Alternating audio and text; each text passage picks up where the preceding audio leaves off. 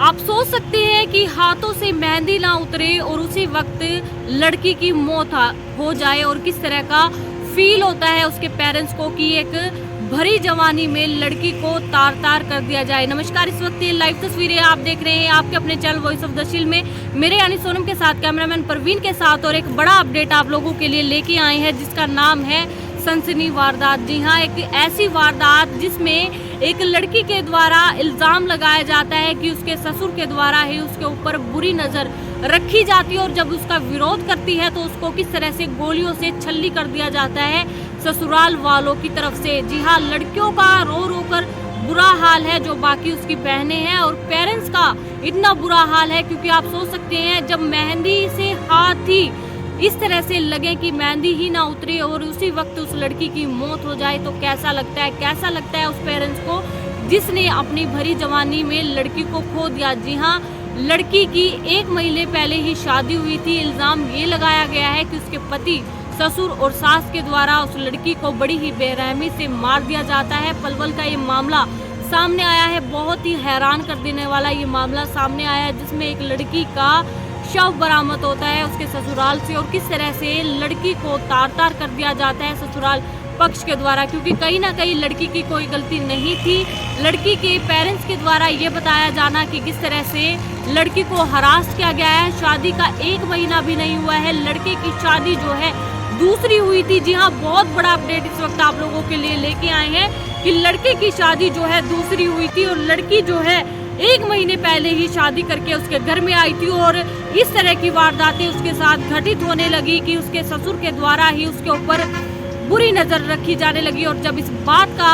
लड़की को एहसास हुआ तो उसने अपने पति और सास को जाके कहा तो उन्होंने उसको ही चुप रहने का आश्वासन दिया। उस लड़की को बिल्कुल चुप करने के लिए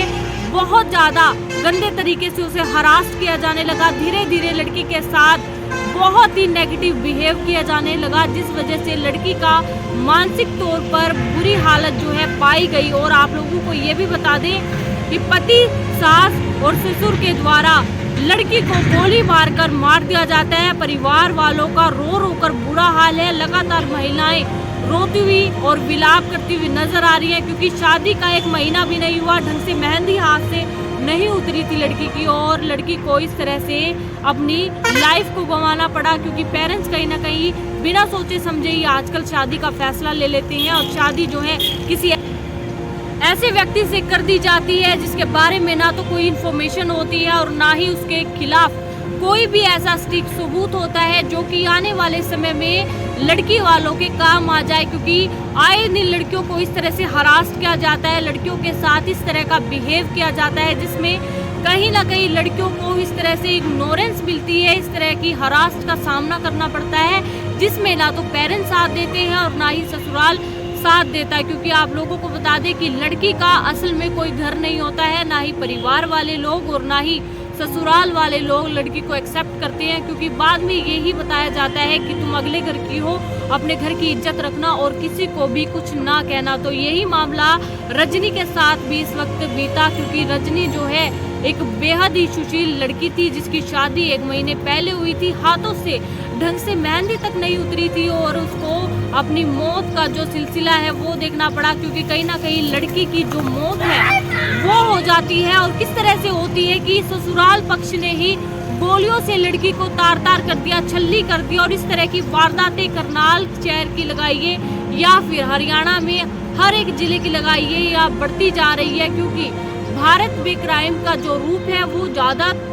बहुत बड़े रूप में तब्दील हो गया है और ज़्यादा रूप से बढ़ रहा है, क्योंकि कहीं ना कहीं इस तरह के मामले सामने आते हैं जो लड़कियों के लिए बिल्कुल भी सही नहीं होते हैं, क्योंकि कहीं ना कहीं हरासमेंट की जो बात है वो लड़कियों के लिए एक आम बात बन गई है और ज़्यादातर यही सामने आती है। क्योंकि रजनी के साथ जो हुआ वो किसी भी लड़की के साथ नहीं होना चाहिए, क्योंकि उसने तो सिर्फ यही बोला था कि किस तरह से उसके ससुर के द्वारा एक ऐसा नेगेटिव बिहेव उसके लिए किया जा रहा था जो लड़कियों की सेंसिटिव पावर होती है वो उसने देख लिया कि किस तरह से गंदी नज़र जो है वो रखी गई और किस तरह से उसने अपने पति को, अपनी सास को बताया। लेकिन उसके बाद भी आप लोगों को बता दें कि कोई फैसला नहीं लिया गया, बल्कि लड़की को हमेशा के लिए चुप कर दिया गया। अगर वो परिवार हमारी इस वीडियो को देख रहा है तो हम दूसरे पक्ष से भी जरूर निवेदन करेंगे कि वो भी सामने आए और अपना पक्ष जरूर रखें, क्योंकि लड़की वालों का पक्ष हमने रखा है क्योंकि हमें मिली जानकारी के अनुसार हमें यही जानकारी मिली थी, यही सूचना मिली थी, जिसके द्वारा हम ये वीडियो बना रही हैं और ये वीडियो आप तक पहुंचा रहे हैं। तो आप लोगों से अपील है कि वीडियो को जरूर शेयर कीजिए